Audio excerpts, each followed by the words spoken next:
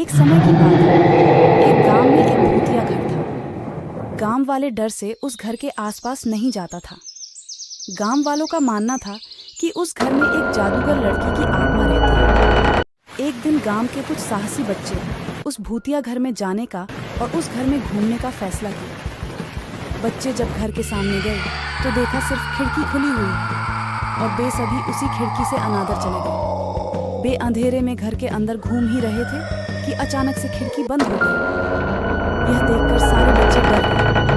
अचानक से वह लड़की की भूत बच्चों के सामने आई और जोर जोर से हंसने लगी और कहा कि अब तुम सब मेरी बंदी हो, मैं किसी को जिंदा नहीं छोड़ूंगी। बच्चों को डर के मारे कुछ समझ नहीं आ रहा था, लेकिन फिर भी वे हिम्मत नहीं हारे और सब एक साथ मिलकर बाहर निकलने का रास्ता ढूंढने लगे।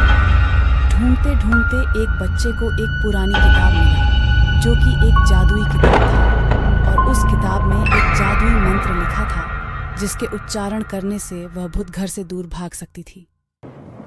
बच्चों ने मिलकर उस मंत्र को पढ़ना शुरू किया। अचानक से एक रोशनी घर के अंदर आई और उस भूत को साथ ले गई। भूत के घर से बाहर जाते ही घर के सारे दरवाजे और खिड़कियां अपने आप खुल गईं और बच्चे दौड़कर बाहर निकल आए। उस दिन से वह घर भूत से आजाद हो गया। गांव वालों ने सारे बच्चों के साहस की तारीफ की और सबको इनाम भी दिया।